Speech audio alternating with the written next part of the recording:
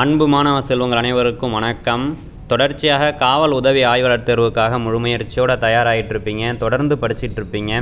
இந்த நேரத்தில் மாணவர்கள் நடப்பு நிகழ்வுகள் மற்றும் பொது அறிவு பகுதியில் முழு மதிப்பெண் பெறுவதற்காக இந்த நடப்பு நிகழ்வுகள் மற்றும் பொது அறிவு பகுதியை 7 தலைப்புகளாக பிரித்து ஒவ்வொரு தலைப்பிலிருந்தும் நம்ம தேர்வு நடத்திக்கிட்டு இருக்கோம். இது முதல் தேர்வு, சரிங்களா? கரண்ட் அஃபேர்ஸுக்கான முதல் தேர்வு.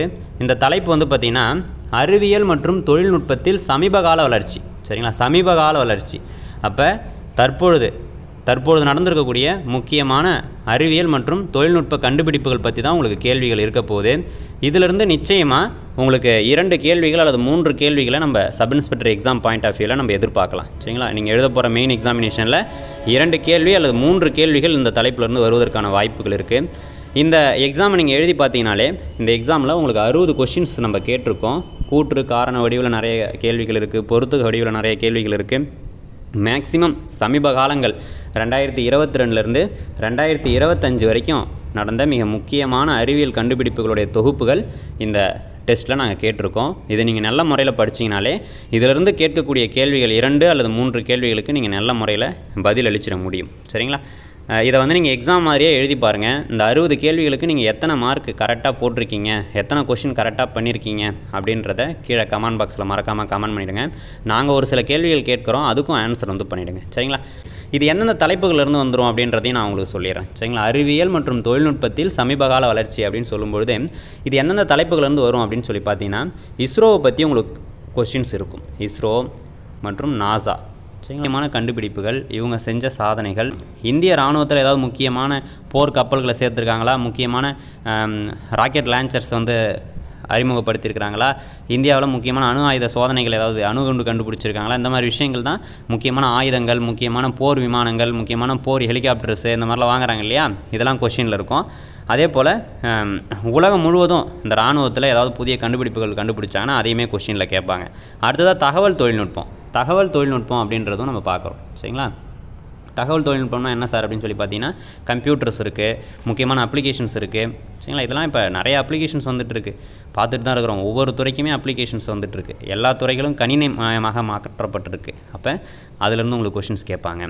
அடுத்தது வந்து பார்த்திங்கன்னா அட்வான்ஸ் டெக்னாலஜிஸ், சரிங்களா? இப்போ நம்ம 4G 5G யூஸ் பண்ணிகிட்ருக்கோம், சரிங்களா? 5G வந்து வந்துடுச்சு, அடுத்து 6G போயிடுவோம், சரிங்களா? இந்த மாதிரி அட்வான்ஸ் டெக்னாலஜி ஃப்யூச்சரில் நம்ம என்னென்ன விஷயங்கள் பண்ண போகிறோம் அப்படின்றத பற்றி சொல்லக்கூடியது. ஃபார் எக்ஸாம்பிள் வந்து சந்திரயான் 3 தான் இது வரைக்கும் செயல்படுத்தியிருக்கிறாங்க. 4, 5 வரைக்குமே வந்து பார்த்திங்கன்னா இந்திய அரசாங்கம் பர்மிஷன் கொடுத்துருக்குது. அந்த சந்திரயான் 4 திட்டத்தில் என்ன பண்ண போகிறாங்க, 5 திட்டத்தில் என்ன பண்ண போகிறாங்க, இந்த மாதிரி விஷயங்கள்லாம் நமக்கு எக்ஸாம் பாயிண்ட் ஆஃப் வியூவில் கேட்பதற்கான வாய்ப்புகள் இருக்குது. இதுதான் நம்ம அட்வான்ஸ் டெக்னாலஜி அப்படின்னு சொல்கிறோம், சரிங்களா? இதுதான் நம்ம இந்த தலைப்புகளை பற்றி தான் இந்த தேர்வில் நம்ம பார்க்க போகிறோம். தொடர்ச்சியாக நீங்கள் இதில் எத்தனை கொஷின் கரெக்டாக ஆன்சர் பண்ணுறீங்க அப்படின்றத மறக்காமல் சொல்லுங்கள், சரிங்களா? ஃபஸ்ட்டு கொஷின் பாருங்கள், நாட்டின் முதல் தனியார் ரயிலின் பெயர் என்ன? அப்போ நாட்டில் இருக்கக்கூடிய மிக முக்கியமான விஷயங்கள் அப்படின்னு நம்ம பார்க்கும்போது அரசு துறை மற்றும் தனியார் துறை, சரிங்களா? அப்போ ரயில்வே துறை அப்படின்றது இது வரைக்குமே வந்து பார்த்திங்கன்னா அரசு துறையாக தான் இருக்குது. அதில் முதலாக ஒரு தனியார் ரயிலை வந்து இன்ட்ரடியூஸ் பண்ணுறாங்க. அதோடைய பெயர் என்னன்னு சொல்லி கேட்டிருக்காங்க. பாரத் கௌரத் அப்படின்றது தான் அதனுடைய பெயர், சரிங்களா? இதுதான் சரியான ஆன்சர். வந்தே பாரத் அப்படின்றது இந்தியாவின் மிக வேகமான ரயில், சரிங்களா? அடுத்த கொஸ்டின் பாருங்கள், கீழ்கண்டவற்றில் சூரிய மேற்பரப்பு ஆராய்ச்சியுடன் தொடர்புடைய இஸ்ரோவின் திட்டம் எது அப்படின்னு சொல்லி கேட்டிருக்காங்க, சரிங்களா? ஆதித்யா L1 அப்படின்றது தான் சூரிய மேற்பரப்பு ஆராய்ச்சி கூட தொடர்புடையது, சரிங்களா? சுக்கரயான் அப்படின்றது வெள்ளிக்கோளை ஆராய்ச்சி செய்வதற்கான திட்டம். சந்திரயான் 4ன்றது சந்திரனை ஆராய்ச்சி செய்யக்கூடிய திட்டம். ஆதித்யா SM1 அப்படின்ற இந்த திட்டம் வந்து இது வரைக்கும் இந்த மாதிரி ஒரு திட்டம் கிடையாது, இது சும்மா ஆப்ஷனில் வச்சுருக்காங்க. அப்போ ஆதித்யா L1 அப்படின்றது தான் சூரிய கதிர்களை ஆராய்ச்சி செய்வதற்காக அனுப்பப்பட்டது. சூரிய புயலை வந்து படம் எடுத்து நமக்கு அனுப்பிச்சிது, சரிங்களா? அடுத்த கொஸ்டின் பாருங்கள், பின்வரும் கூற்றுகளை ஆய்வு செய்க அப்படின்னு சொல்லியிருக்கிறாங்க. கூற்று 1, சந்திரயான் 2 நிலவின் தென் துருவத்தில் தரையிறங்கிய இடத்தின் பெயர் சிவசக்தி முனை அப்படின்னு சொல்லி கொடுத்துருக்காங்க. இந்த கூற்று சரியாப்பா? இந்த கூற்று சரி கிடையாது, இது தப்பு. சந்திரயான் 3 நிலவின் தென் துருவத்தில் தரையிறங்கிய இடத்துக்கு பேர் தான் சிவசக்தி முனை அப்படின்னு சொல்கிறோம். அது தரையிறங்கிய நாள் தான் ஆகஸ்ட் 23, அதை தான் தேசிய விண்வெளி தினமாக நம்ம கொண்டாடுறோம், சரிங்களா? அப்போ கூற்று 2 மட்டும்தான் சரி, சரிங்களா? நீங்களே கன்ஃபியூஸ் ஆகிற மாதிரி ஒரு கொஸ்டினாக இது இருக்குங்களா? அப்போ சந்திரயான் 2 தரையிறங்கிய இடம் எதுனா நிலவின் தென்துருவம் கிடையாது, சரிங்களா? நிலவோடைய தென் துருவத்தில் தரையிறங்கியது சந்திராயன் 3 மட்டும்தான். சரிங்களா? அப்போ சந்திராயன் 2 தரையிறங்கிய இடத்திற்கு பெயர் என்ன அப்படின்னா திரிங்கா பாயிண்ட் அப்படின்னு சொல்லுவாங்க. திரிங்கா பாயிண்ட் அப்படின்னு சொல்லுவாங்க. இதெல்லாம் நீங்கள் எக்ஸாம் பாயிண்ட் ஆஃப்ல தெரிஞ்சு வச்சுக்கணும். அடுத்த கொஸ்டின் பாருங்கள். ககன்யான் திட்டத்தின் கீழ் விண்வெளிக்கு செலுத்தப்படும் அரை மனித ரோபோவின் பெயர் என்ன? வயோமித்ரா அப்படின்றது தான் அந்த அரை மனித ரோபோவின் பெயர். அதே மாதிரி உங்களுக்கான கொஸ்டின் என்னென்னா, ககன்யான் திட்டத்தின் கீழே முதல்ல விண்வெளிக்கு அனுப்பக்கூடிய உயிரினம் எது? டெஸ்ட் பண்ணுறாங்க. மனிதர்களை விண்ணுக்கு அனுப்பக்கூடிய திட்டம் தான் இந்த ககன்யான் திட்டம். இந்திய மனிதர்களை முதல்ல விண்வெளிக்கு அனுப்பக்கூடிய திட்டம் தான் இந்த ககன்யான் திட்டம். அப்போ மனிதர்களை அனுப்புவதற்கு முன்னோட்டமாக ஈக்களை அனுப்புறதுக்கு திட்டமிட்டிருக்கிறாங்க. இஸ்ரோ ஈக்களை அனுப்புவதற்கு திட்டமிட்டிருக்குது. அப்போ எதை அனுப்புறதுக்கு திட்டமிட்டிருக்கிறாங்க? ஈக்களா, எறும்புகளா, பூச்சிக்கலான்னு கேட்டாங்கன்னா ஈக்கள் அப்படின்னு போடணும். அடுத்த கொஸ்டின் பாருங்கள். கீழ்கண்டவற்றுள் எது இஸ்ரோவின் மனிதனை விண்ணுக்கு அனுப்பும் திட்டமாகும் அப்படின்னு கேட்டிருக்காங்க. இப்போ தான் நம்ம அதுக்கு ஆன்சர் பார்த்தோம், ககன்யான் அப்படின்னு சரிங்களா? அடுத்த கொஸ்டின் பாருங்கள். கூற்றுகளை ஆராய்க. நிலவினை ஆராய அனுப்பப்பட்ட ஆளில்லா செயற்கைக்கோள் சந்திராயன் 1. இது கரெக்டாக அந்த கொஸ்டினே? இந்த கூற்று கரெக்டாக? இது கரெக்டு. அப்போ ஆளில்லாத ஒரு விண்கலம் தான் சந்திராயன் 1 அப்படின்றது. அடுத்த கூற்று பாருங்கள். நிலவின் தென் துருவத்தை ஆராய அனுப்பப்பட்ட ஆளில்லா செயற்கைக்கோள் சந்திராயன் 2 மற்றும் சந்திராயன் 3 ஆகும். இதுவுமே கரெக்டு தான். அப்போ இரண்டும் சரி. சரிங்களா? அடுத்தது பாருங்கள். இந்தியாவின் ராக்கெட் பெண் என அழைக்கப்படுபவர் யார் அப்படின்னு கேட்டிருக்காங்க. ரிது கரிதால் ஸ்ரீவஸ்தா அப்படின்றவங்க தான் இந்தியாவுடைய ராக்கெட் பெண் அப்படின்னு நம்ம அழைக்கிறோம். சரிங்களா? ரொம்ப முக்கியமான ஒரு கொஸ்டின். கல்பனா சாவ்லா அப்படின்றவங்க இந்திய வம்சாவளியை சார்ந்த விண்வெளிக்கு சென்ற முதல் பெண். சுனிதா வில்லியம்ஸ் அப்படின்றவங்க விண்வெளியில் மிக நீண்ட தூரம் பயணம் செஞ்சவங்க. 3 முறை விண்வெளிக்கு சென்று வந்தவங்க. சுனிதா வில்லியம்ஸை பற்றி சப் இன்ஸ்பெக்டர் எக்ஸாமில் கண்டிப்பாக கொஸ்டின் இருக்கும், படித்து வச்சுக்கோங்க. சரிங்களா? அடுத்த கொஸ்டின் பாருங்கள். பொருந்தாத இணையை காண்க. சரிங்களா? பொருந்தாத இணையை காண்க அப்படின்னு ஃபஸ்ட்டு என்ன இணை கொடுத்துருக்காங்க? சந்திராயன் 1, மயில்சாமி அண்ணாதுரை. அப்போ இதில் என்ன சொல்லியிருக்காங்கன்னா, சந்திராயன் 1 அப்படின்ற அந்த திட்டத்துடைய திட்ட இயக்குனர் யார் அப்படின்னா மயில்சாமி அண்ணாதுரை அப்படின்னு கொடுத்துருக்காங்க. இது சரியான இணை தான். அப்போ சந்திராயன் 1 அப்படின்றது அக்டோபர் 22, 2008 நிலவை தரையிறங்குது. நிலவில் தண்ணீர் இருப்பதற்கான கூறினை உறுதி செய்யுது. அடுத்து சந்திராயன் 2 பாருங்கள். வனிதா முத்தையா அப்படின்றவங்க தான் அந்த சந்திராயன் 2 திட்ட இயக்குனர். இந்த சந்திராயன் 2ன்றது வெற்றி அடைதான்னு கேட்டிங்கன்னா வெற்றி அடையலை. சரிங்களா? நிலவின் தென் துருவத்தை ஆராய்ச்சி செய்வதற்காக அனுப்பப்பட்டது தான். ஆனால் இது வெற்றி அடைதான்னு கேட்டிங்கன்னா வெற்றி அடையலை. சரிங்களா? ஜூலை 22, 2019 அன்று அது ஃபெயிலியர் ஆகிடுது. அடுத்த கொஸ்டின் பாருங்கள். சந்திராயன் 3 ஜூலை 14, 2023 அன்று தான் இது செயல்படுத்தப்படுது. இதனுடைய திட்ட இயக்குனர் பார்த்திங்கன்னா வீரமுத்துவேல் அப்படின்றவர் தான். இந்த சந்திராயன் 3 திட்டம் வெற்றி அடைதான்னு கேட்டிங்கன்னா வெற்றி அடையுது. சரிங்களா? அது தரையிறங்கிய தினம் தான் நம்ம தேசிய விண்வெளி தினமாக கொண்டாடுறோம். இதனுடைய கான்ட்ரிபியூஷன் என்னென்னா நிலவுடைய தென் துருவத்தை வெற்றிகரமாக அடைந்தது. சரிங்களா? உலகத்திலேயே முதல் முயற்சியில் வெற்றிகரமாக தரையிறங்கிய நாடு அப்படின்னு நம்ம இந்தியாவை சொல்கிறாங்க. சரிங்களா? அதுக்கு காரணம் இதுதான். இதனுடைய திட்ட இயக்குனர் வீரமுத்துவேல் அப்படின்னு நம்ம சொல்லலாம். சரிங்களா? ஆதித்யா L1 அப்படின்னு சொல்லும்போது நிகர் ஷாஜி அப்படின்றவங்க தான் அதனுடைய திட்ட இயக்குனர். இதில் பொருந்தாத இணை அப்படின்னு கேட்டிருக்காங்க. அப்போ ஸ்ரீவஸ்தான் கொடுத்துருக்குது தப்பு. அப்போ இதுதான் பொருந்தாத இணை. அடுத்த கொஸ்டின் பாருங்கள். கூற்றுகளை ஆராய்க. அறிவியல் கண்டம் என்று அழைக்கப்படுவது அண்டார்டிகா. சரிதானப்பா? சயின்ஸில் படிச்சிருப்பீங்க. அப்போ இது சரிதான். அறிவியல் கண்டம்னு சொல்கிறாங்க. ஏன் இதை அறிவியல் கண்டம்னு சொல்கிறாங்க இந்த அண்டார்டிகாவை அப்படின்னா, இது ஒரு உறைந்த கண்டம். சரிங்களா? பனியால் சூழ்ந்து காணக்கூடிய ஒரு உறைந்த கண்டம் தான் இந்த அண்டார்டிகா கண்டம். அப்போ இதில் பார்த்திங்கன்னா பல ஆயிரம் வருஷத்துக்கு முன்னாடி இருந்த உயிரினங்கள், இறந்த உயிரினங்களுடைய உடல்கள் கூட பதப்படுத்தப்பட்டு அப்படியே அழகாக இருக்குது. நம்ம ஃப்ரிட்ஜில் வைக்கக்கூடிய காய்கறிகள்லாம் ஃப்ரெஷ்ஷாக இருக்குது இல்லையா? அந்த மாதிரி உடல்கள் எல்லாம் அழுகாமல் ஃப்ரெஷ்ஷாக இருக்குது. அப்போ அங்கே ஆராய்ச்சி செய்கிறது ரொம்ப உபயோகரமாக இருக்குது. அது மட்டும் இல்லாமல் பாக்டீரியாஸ், வைரஸ்லாம் பல மில்லியன் ஆண்டுகளாக அங்கே உறைந்து அந்த இதில் இருக்குது. அப்போ பூமியோடைய அந்த தொன்மையை பற்றி ஆராய்ச்சி செய்கிறது, பலவிதமான ஆராய்ச்சிகளுக்கு இந்த அண்டார்டிகா கண்டம் அப்படின்றது பயன்படுத்துறதுனால இது அறிவியல் கண்டம் அப்படின்னு சொல்கிறோம். இந்த அறிவியல் கண்டத்தில் இந்தியாவுடைய அறிவியல் ஆராய்ச்சி மையம் அப்படின்றது இருக்குது. சரிங்களா? ஆல்ரெடி பார்த்திங்கன்னா தர்ஷன், கங்கோத்ரி, மைத்ரி அப்படின்னு சொல்லி 2 அறிவியல் ஆராய்ச்சி மையம் இருக்குது. தற்பொழுது 3வதாக பாரதின்ற அறிவியல் ஆராய்ச்சி மையம் அங்கே நிறுவப்பட்டிருக்கு. சரிங்களா? 2 கூற்றுமே சரியான கூற்று தான், தெரிஞ்சு வச்சுக்கோங்க. அடுத்த கொஸ்டின் பாருங்கள், இஸ்ரோவின் 2வது ராக்கெட் ஏவுதளம் எங்கு அமைந்துள்ளது அப்படின்னு சொல்லி கேட்டிருக்காங்க. இஸ்ரோவுடைய 2வது ராக்கெட் ஏவுதளம் எதுக்காக பயன்படுத்தப்படுதுன்னா, சிறிய ரக ராக்கெட்டுகளை விண்ணில் செலுத்துவதற்கு பயன்படுத்தக்கூடியது தான் இந்த ராக்கெட் ஏவுதளம். இது குலசேகரப்பட்டினத்தில் அமைஞ்சிருக்கு. தூத்துக்குடி மாவட்டம் குலசேகரப்பட்டினத்தில் அமைஞ்சிருக்கு. அடுத்த கொஸ்டின் பாருங்கள், கூற்றுகளை ஆராய்க. ரயில் பெட்டிகள் தயாரிக்கும் தொழிற்சாலை பெரம்பூரில் அமைந்துள்ளது. இது சரியாப்பான்னு கேட்டிங்கன்னா சரிதான், பெரம்பூரில் அமைஞ்சிருக்கு. சரிங்களா. 2 ரயில்கள் நேருக்கு நேராக மோதுவதை தடுக்கக்கூடிய கருவியின் பெயர் என்னென்னா கவாச் அப்படின்னு சொல்கிறாங்க. இதுவும் சரிதான். அப்போ 2 கூற்றுகளுமே சரியான கூற்றுகள் தான். அடுத்த கொஸ்டின் பாருங்கள், அண்டங்களை ஆய்வு செய்ய யூக்ளிட் அப்படின்ற விண்வெளி தொலைநோக்கியை விண்ணுக்கு அனுப்பியது எந்த நிறுவனம்னு சொல்லி கேட்டிருக்காங்க. ஐரோப்பிய விண்வெளி நிறுவனம் தான் அனுப்பியிருக்கு. இஸ்ரோவோ நாசாவோ அனுப்பலை. அண்டங்களை ஆய்வு செய்வதற்காக யூக்ளிட் அப்படின்ற விண்வெளி தொலைநோக்கியை விண்ணுக்கு அனுப்பியது ஐரோப்பிய விண்வெளி நிறுவனம். அடுத்த கொஸ்டின் பாருங்கப்பா, ரொம்ப முக்கியமான கொஸ்டின், பொறுத்துக்க வடிவில் கொடுத்துருக்காங்க. சரிங்களா. தேசிய அறிவியல் தினம் எப்பொழுது அனுசரிக்கப்படுகிறது அப்படின்னா பிப்ரவரி 28. தேசிய தொழில்நுட்ப தினம் எப்பொழுது அனுசரிக்கப்படுகிறதுனா மே 11.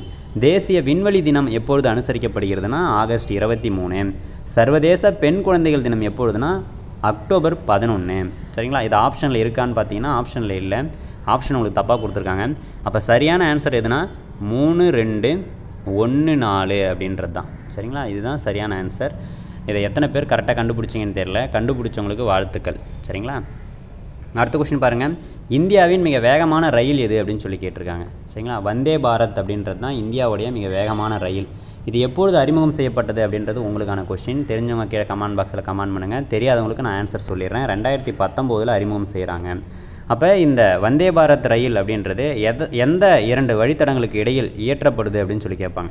எந்த 2 வழித்தடங்களுக்கு இடையில் இயக்கப்பட்டது அப்படின்னா டெல்லி டு வாரணாசி. டெல்லிக்கும் வாரணாசிக்கும் இடையில் முதல்ல இயக்கப்பட்டுச்சு. பாரத் கபூர் அப்படின்றது இந்தியாவுடைய முதல் தனியார் ரயில். சரிங்களா. அடுத்த கொஸ்டின் பாருங்கள், கூற்றுகளை ஆராய்க. இந்தியாவின் ஏவுகணை நாயகன் என அழைக்கப்படுபவர் ஏபிஜே அப்துல் கலாம். இந்த கூற்று சரியாப்பா? ரொம்ப சரியான ஒரு கூற்று. அடுத்த கூற்று பாருங்கள், ஏபிஜே அப்துல் கலாம் தீவு ஒடிசா மாநிலத்தில் அமைந்துள்ளது. ரொம்ப சரியான ஒரு கூற்று. ஏன் இந்த ஏபிஜே அப்துல் கலாம் தீவை பற்றி நம்ம தெரிஞ்சு வச்சுக்கணும் அப்படின்னா, நிறைய ஏவுகணை சோதனைகள் எல்லாமே இந்த ஏபிஜே அப்துல் கலாம் தீவில் தான் நடத்துகிறாங்க. ஒடிசா மாநிலத்தில் கடற்கரை ஓரம் அமைந்திருக்கக்கூடிய தீவு தான் இந்த அப்துல் கலாம் தீவு. சரிங்களா. இதை தெரிஞ்சு வச்சுக்கணும். அப்போ 2 கூற்றுமே சரியான கூற்று தான். சரிங்களா. அடுத்த கொஸ்டின் பாருங்கள், வந்தே பாரத் ரயில் முதலில் தொடங்கப்பட்ட ஆண்டு இப்போ தான் நம்ம பார்த்தோம் 2019ன்னு சொல்லி. எத்தனை பேர் சரியாக ஆன்சர் பண்ணிங்கன்னு தெரியல. அடுத்த கொஸ்டின், இந்தியா வியட்நாமுக்கு டேஷ் போர்க்கப்பலை பரிசாக அளித்தது. யாருக்காவது தெரியுமா உங்களுக்கு? ஐஎன்எஸ் கிர்பான் அப்படின்ற போர்க்கப்பலை இந்தியா வியட்நாமுக்கு பரிசாக கொடுத்துச்சு. சரிங்களா. இது ரொம்ப முக்கியமான ஒரு கொஸ்டின். அடுத்த கொஸ்டின் பாருங்கள், கூற்றுகளை ஆராய்க. இஸ்ரோ சந்திரயான் 5 திட்டத்தை செயல்படுத்த உள்ளது. இந்த கூற்று கரெக்டாப்பா? கரெக்டு. ஐஎஸ்ஆர்ஓ சந்திரயான் 5 அப்படின்ற திட்டத்தை செயல்படுத்துறதுக்கு பிளான் வச்சுருக்கிறாங்க. கவர்மெண்ட்டுமே பர்மிஷன் கொடுத்துட்டாங்க. சமீபத்தில் நியூஸ் பேப்பரில் வந்த ஒரு முக்கியமான ஒரு விஷயம். அடுத்த கொஸ்டின் பாருங்கள். அடுத்த கூற்று பாருங்கள், சந்திரயான் 5 திட்டத்தினை இஸ்ரோ ஜப்பானுடன் இணைந்து செயல்படுத்த உள்ளது. இந்த கூற்று கரெக்டாப்பா? இதுவுமே கரெக்டு தான். அப்போ 2 கூற்றுமே சரியான கூற்று. அப்போ சந்திரயான் 5 திட்டத்தை இஸ்ரோ ஜப்பான் கூட இணைந்து செயல்படுத்த உள்ளது. 2 கூற்றுமே சரியான கூற்று. ரொம்ப முக்கியமான ஒரு கொஸ்டின். அடுத்த கொஸ்டின் பாருங்கள், கூற்றுகளை ஆராய்க. இஸ்ரோவின் எதிர்கால திட்டத்தில் சரியான கூற்று எது அப்படின்னு சொல்லி கேட்டிருக்காங்க. சரிங்களா. ஃபஸ்ட்டு கூற்று பாருங்கள், ககன்யான் திட்டம் விண்வெளிக்கு இந்தியாவின் முதல் மனிதர்களை அனுப்பும் திட்டமாகும். கரெக்டு தான். இதுக்கு முன்னாடி இந்தியா மனிதர்களை விண்ணுக்கு அனுப்பிய எந்த ஒரு திட்டத்தையும் செயல்படுத்தியது இல்லை. இந்த ககன்யான் திட்டம் அப்படின்றது தான் இந்தியாவுடைய கனவு திட்டமாக பார்க்கப்படுகிறது. ரொம்ப முக்கியமான ஒரு கொஷின் தான். அடுத்த கூற்று பாருங்கள், பாரதிய அந்தரிஷ் நிலையம். பாரதிய அந்தரிஷ் நிலையம் அப்படின்றது என்ன அப்படின்னு பார்த்தீங்கன்னா, இந்தியாவுக்கு சொந்தமான விண்வெளி நிலையமாகும்.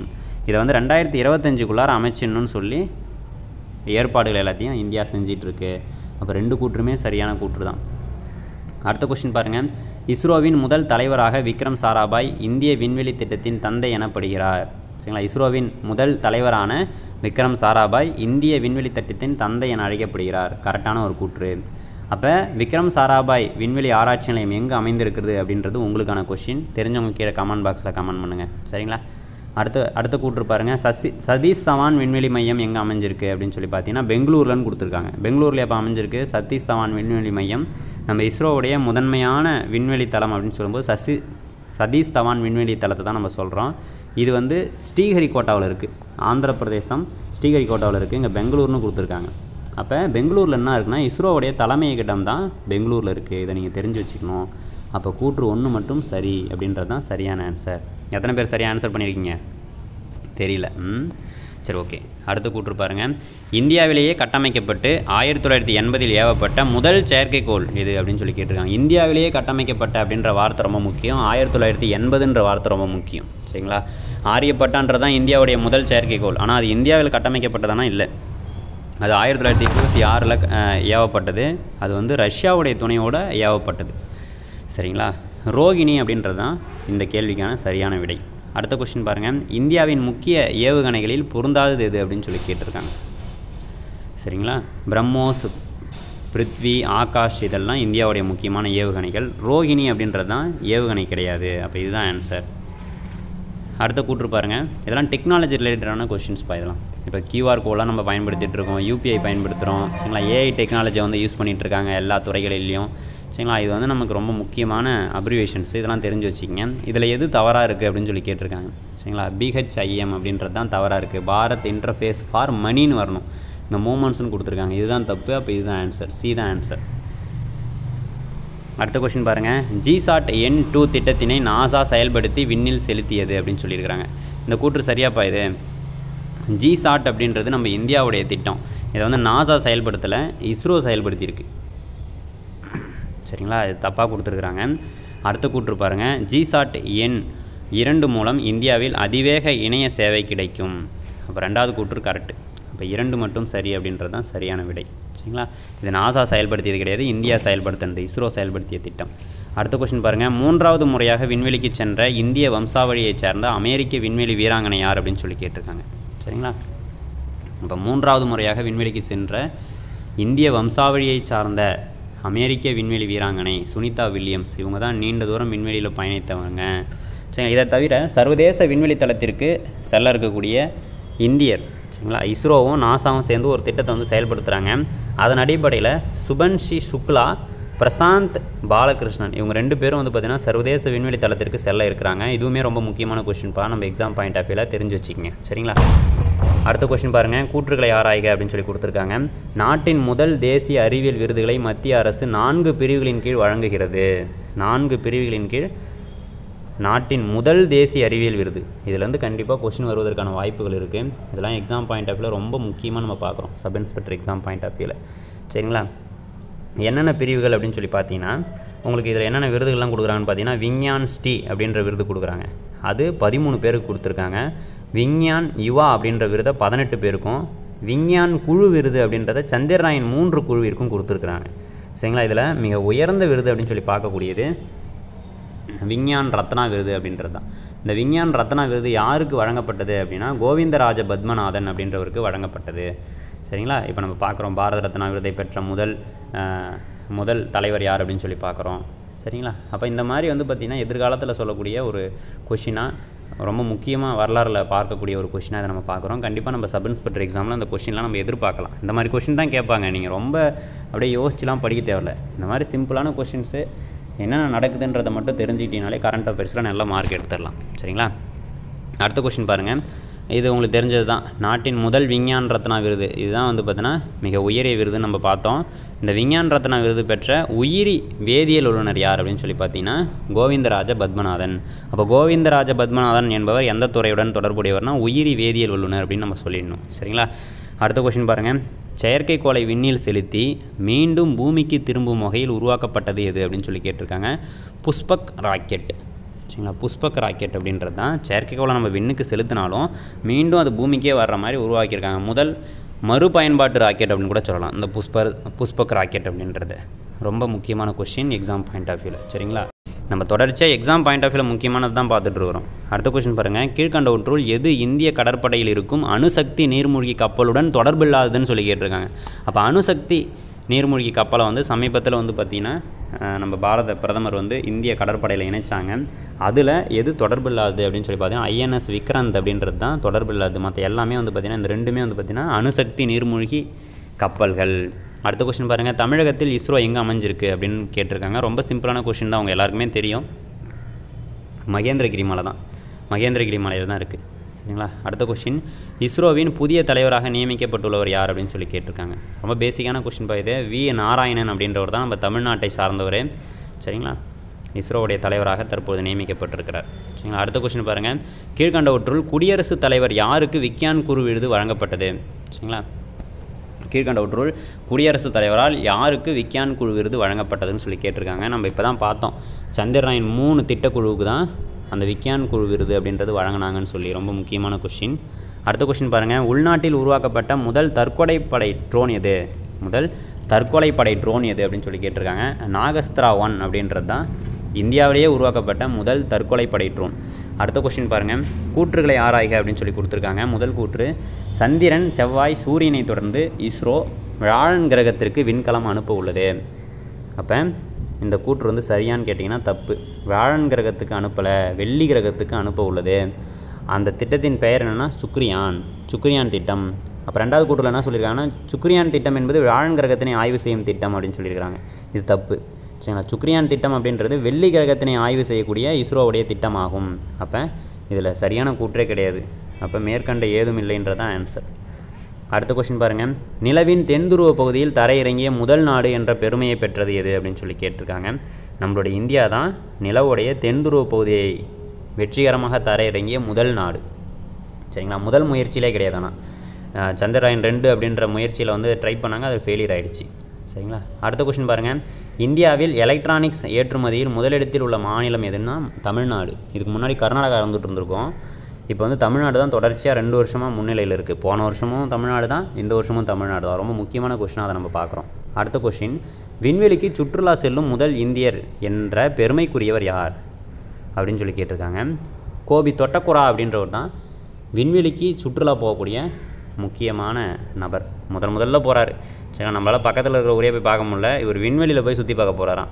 எப்பயுமே வந்து பார்த்திங்கன்னா நம்ம அனுபவிச்சுட்டு இருக்கிறது தான்ப்பா ரொம்ப அழகான ஒரு விஷயம். நைட் நேரத்தில் நீங்கள் அப்படியே ஆகாயத்தை அண்ணாந்து பார்த்தீங்கன்னா 1000 நட்சத்திரங்கள் அங்கும் இன்னுமாக மின்னிக்கிட்டு இருக்கும். அப்படியே நிலவு அங்கே ஒரு இடத்துல வந்து பார்த்திங்கன்னா அப்படியே பிரகாசமாக ஒளி வீசிகிட்டு இருக்கும். தூரத்துலேருந்து நம்ம பார்த்து ரசிக்கிறோம்ல, இதுதான் அழகு. சூரியனையை கூட நீங்கள் அந்தி வானிலையும் விடிவெள்ளியாக பார்க்கும் பொழுது அவ்வளவு அழகாக இருக்கும். அது நெருங்க நம்மளால் வந்து தாங்கவே முடியாது. அது மாதிரி வந்து பார்த்திங்கன்னா நம்ம இயற்கையோடைய படைப்பில் நம்மள்ட்ட இருக்கிறது எல்லாமே அழகான விஷயங்கள் தான். இதை ரசித்தாலே போதும். சரி, ஓகே, நம்ம சப்ஜெக்டுக்குள்ளே வரலாம். அடுத்த கொஷின் பாருங்கள், உலகின் மிகப்பெரிய விமான நிலையம் எங்கு அமைய உள்ளதுன்னா துபாயில் அமைய உள்ளது. சரிங்களா. ரொம்ப பெரிய ஒரு ஏர்போர்ட் வந்து கட்டிகிட்டு இருக்காங்க. அது வந்து நியூஸ் பேப்பரில் அடிக்கடி வந்துட்டுருக்கு, அதனால் இதை பார்த்துக்குங்க. அடுத்த கொஸ்டின், கூற்றுகளை ஆராய்க. இந்தியாவில் அதிகம் செலுத்தப்பட்ட கொரோனா தடுப்பூசி கோவிஷீல்டும் கோவேக்சின் ஆகியன ஆகும் அப்படின்னு சொல்லியிருக்கிறாங்க. சரிங்களா. இப்போ பார்த்தீங்கன்னா கொரோனா மீண்டும் வந்துட்டுருக்கு, அங்கங்கே வந்து பலி எண்ணிக்கை உயர்ந்துகிட்ருக்கு அப்படின்லாம் சொல்கிறாங்க இல்லையா. அப்போ இந்த கொஸ்டினை நம்ம ரொம்ப முக்கியமாக பார்க்குறோம். இந்தியாவில் அதிகம் செலுத்தப்பட்ட கொரோனா தடுப்பூசி அப்படின்னா கோவிஷீல்டு, கோவேக்சின், இந்த 2 தடுப்பூசி தான் செலுத்தப்பட்டிருக்கு. இதில் இந்தியா தயாரித்த தடுப்பூசியோடைய பெயர் என்னென்னா கோவேக்சின். சரிங்களா. இது வந்து நம்ம எக்ஸாம் பாயிண்ட் ஆஃப் வியூவில் ரொம்ப முக்கியமான ஒரு விஷயமாக பார்க்குறோம். அப்போ இந்த கூற்றில் 2மே சரி அப்படின்றது தான் சரியான ஆன்சர்.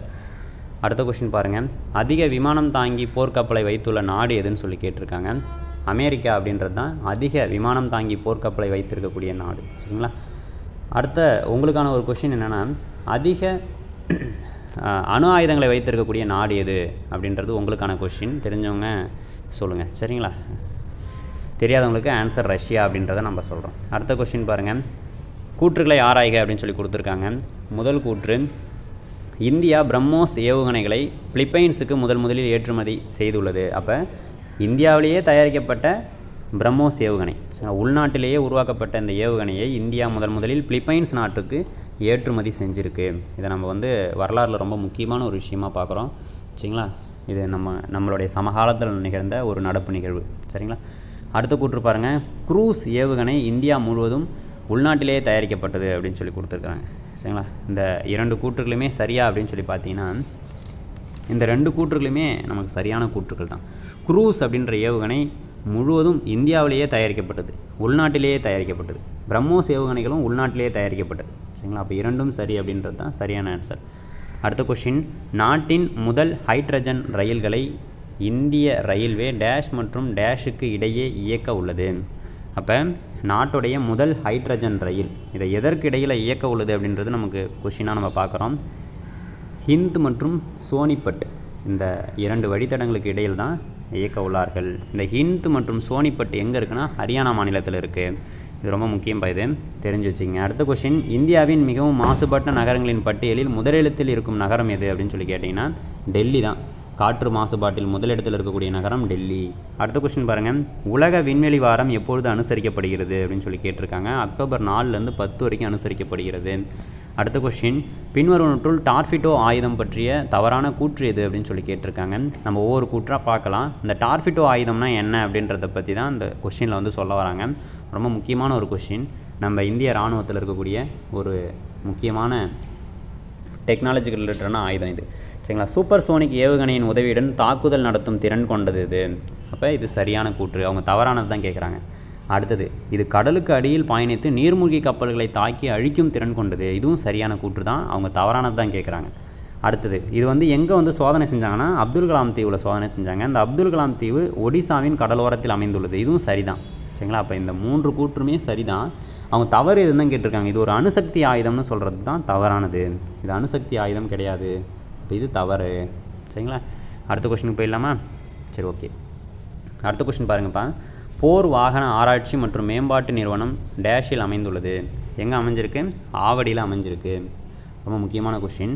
அடுத்த கொஷின் பாருங்கள், சுகாய், தேஜாஸ் மற்றும் ஜாகுவார் ஆகியவை எதனுடன் தொடர்புடையதுன்னு சொல்லி கேட்டிருக்காங்க. இது எல்லாமே போர் விமானங்கள் தான், சரிங்களா. இது எல்லாமே போர் விமானங்கள் தான். சுகாய், தேஜாஸ், ஜாகுவார் இது எல்லாமே போர் விமானங்கள், சரிங்களா. உங்களுக்கான கொஷின் என்னென்னா, நம்ம பிரான்ஸ்லேருந்து ஒரு விமானத்தை வந்து இறக்குமதி செஞ்சு இங்கே பயன்படுத்திகிட்டு இருக்கிறோம், சரிங்களா. பிரான்ஸ்லேருந்து அது என்ன விமானம் அப்படின்றத நீங்கள் மறக்காமல் கமெண்ட் பாக்ஸில் கமெண்ட் பண்ணணும். தற்பொழுது நடந்த இந்தியா பாகிஸ்தான் போரில் அது ரொம்ப முக்கியத்துவம் பெற்றதாக பார்க்கப்பட்டுச்சு, சரிங்களா. இதுதான் உங்களுக்கான க்ளூ. அது என்ன விமானம் அப்படின்றத பாருங்கள். பிரான்ஸ்லேருந்து இறக்குமதி செஞ்சது அப்படின்னாலே உங்களுக்கு டக்குன்னு ஞாபகம் வந்துடணும், சரிங்களா. இதை நம்ம நிறைய டைம் கரண்ட் அஃபேர்ஸ்லையும் கேட்டிருக்கோம். கீழே மறக்காமல் கமெண்ட் பண்ணிவிடுங்க. அடுத்த கொஸ்டின் பாருங்கள், கூற்றுகளை ஆராய்க. ஃபஸ்ட்டு கூற்று, ருத்ரா M2 ஏவுகணை பல வகையான இலக்கை தாக்கி அழிக்கும் வல்லமை கொண்டது. சரியான்னு கேட்டிங்கன்னா சரி. அடுத்த கூற்று பாருங்கள், அக்னிபான் சார்பெட் என்பது சிறிய ராக்கெட் ஆகும். இதுவும் சரியான்னு கேட்டிங்கன்னா சரிதான். அக்னிபான் சார்பெட் அப்படின்றது சிறிய ராக்கெட், சரிங்களா. இரண்டுமே சரின்றது தான் சரியான ஆன்சர். அடுத்த கொஸ்டின் பாருங்கள், கடல்சார் நீர் விளையாட்டு மையம் இந்தியாவில் முதல் முறையாக எங்கு அமைய உள்ளதுன்னா ராமநாதபுரத்தில் அமைய உள்ளது, சரிங்களா. அடுத்த கொஸ்டின், குலசேகரப்பட்டின ராக்கெட் ஏவுதளத்திலிருந்து முதலாக டேஷ் என்ற சிறிய ரக செயற்கைக்கோள் விண்ணில் செலுத்தப்பட்டது. அப்போ ரோஹிணி அப்படின்ற சிறிய ரக செயற்கைக்கோளை தான் ஃபஸ்ட்டு விண்ணில் செலுத்தியிருக்கிறார்கள், சரிங்களா. அப்போ இந்த குலசேகரப்பட்டினத்தில் இருக்கக்கூடிய ராக்கெட் ஏவுதளம், இஸ்ரோவுடைய ராக்கெட் ஏவுதளம்ன்றது சிறிய ரக செயற்கைக்கோளை விண்ணில் செலுத்துறதுக்காக நிறுவப்பட்டது. இது ரொம்ப முக்கியம், எக்ஸாம் பாயிண்ட் ஆஃப் வியூவில் தெரிஞ்சு வச்சுக்கங்க. அடுத்த கொஸ்டின் பாருங்கள், ககன்யான் எனும் மனிதர்களை விண்ணுக்கு அனுப்பும் திட்டத்தில் தேர்வானவர்கள் எத்தனை பேர்னு சொல்லி கேட்டிருக்காங்க. அப்போ 4 பேரை வந்து இந்தியா விண்ணுக்கு அனுப்புறதுக்கான திட்டத்தை செயல்படுத்தியிருக்கு. அப்போ 4 பேர் அப்படின்றது தான் சரியான ஆன்சர். அடுத்த கொஸ்டின், இந்தியாவின் முதல் நீர்மூழ்கி கப்பல் சுற்றுலா சேவையை தொடங்கிய மாநிலம் எது அப்படின்னு சொல்லி கேட்டிருக்காங்க. குஜராத் அப்படின்றது தான் சரியான ஆன்சர், சரிங்களா. குஜராத் அப்படின்றது தான் சரியான ஆன்சர். அடுத்த கொஸ்டின் பாருங்கள், ஏரோ இந்தியா விமான சாகச நிகழ்ச்சி மற்றும் கண்காட்சி எங்கு நடைபெற்றதுன்னா பெங்களூரில் நடைபெற்றது, சரிங்களா. அடுத்த கொஸ்டின் பாருங்கள், கூற்றுகளை ஆராய்க. ஃபஸ்ட்டு கூற்றுனா கொடுத்துருக்காங்க, பள்ளி கல்வித்துறை சார்பில் அப்பா செயலியை முதல்வர் தொடங்கி வைத்தார். இது சரியான ஒரு கூற்று, சரிங்களா. நியூஸ் பேப்பர்லலாம் அப்படியே உங்களுக்கு ஃப்ரண்ட் பேஜில் ரொம்ப பெருசாக போட்டு இது ஒரு வாரத்துக்கு பேசிகிட்டு இருந்தாங்க. அப்போ இந்த அப்பா செயலியோடைய ஃபுல் ஃபார்ம் என்ன அப்படின்னு பார்த்தீங்கன்னா அனைத்து பள்ளி பேரண்ட்ஸ் டீச்சர்ஸ் அசோசியேஷன் அப்படின்றது தான். இது சரியான்னு கேட்டிங்கன்னா இதுவும் சரி தான். அப்போ இரண்டும் சரின்றது தான் சரியான ஆன்சர். அடுத்த கூற்று பாருங்கள், அடுத்த கொஸ்டின் பாருங்கள், நிலவில் உள்ள பாறைகளின் மாதிரிகளை பூமிக்கு கொண்டு வந்து ஆய்வு செய்யும் இஸ்ரோவின் திட்டத்தின் பெயர் என்ன? அப்போ நிலவிலிருந்து பாறைகளையும் மாதிரிகளையும் பூமிக்கு கொண்டு வந்து ஆய்வு செய்யக்கூடிய இஸ்ரோவின் திட்டம் எது அப்படின்னு சொல்லி பார்த்தீங்கன்னா சந்திரயான் 4 திட்டம், சரிங்களா. அடுத்ததாக சந்திரயான் 4, சந்திரயான் 5ன்னு சொல்லி 2 திட்டம் செயல்படுத்துறதுக்கு சென்ட்ரல் கவர்மெண்ட்டு பர்மிஷன் கொடுத்துருக்காங்க இஸ்ரோவுக்கு. இது ரொம்ப முக்கியம், தெரிஞ்சு வச்சுக்கோங்க, சரிங்களா. அடுத்த கொஸ்டின், சமீபத்தில் இந்தியா தயாரித்து கப்பல்களை நாட்டுக்கு பிரதமர் சமர்ப்பணம் செய்தார். அதனுடன் தொடர்பில்லாது எது அப்படின்னு சொல்லி கேட்டிருக்காங்க. சரிங்களா. சமீபத்தில் இந்தியா தயாரித்த கப்பல்களை நாட்டுக்கு பிரதமர் மோடி வந்து சமர்ப்பணம் செய்கிறாரு. அந்த சமர்ப்பணம் செஞ்ச கப்பலில் பொருந்தாத கப்பல் எதுன்னு சொல்லி கேட்டிருக்காங்க. சரிங்களா. ஐஎன்எஸ் நீலகிரி, ஐஎன்எஸ் சூரத், வாக்ஷீர் அப்படின்ற 3 கப்பல்களை நாட்டுக்கு வந்து அர்ப்பணம் செஞ்சார் பிரதமர் மோடி. இதில் ஐஎன்எஸ் விக்ரதன் அப்படின்றது தான் தவறு. சரிங்களா. இதுதான் தொடர்பு இல்லாதது, மற்றது எல்லாமே சரிதான். அடுத்த கொஸ்டின் பாருங்கள். வீனஸ் ஆர்பிட்டர் மிஷன் திட்டம் எதனுடன் தொடர்புடையதுன்னு சொல்லி கேட்டிருக்காங்க.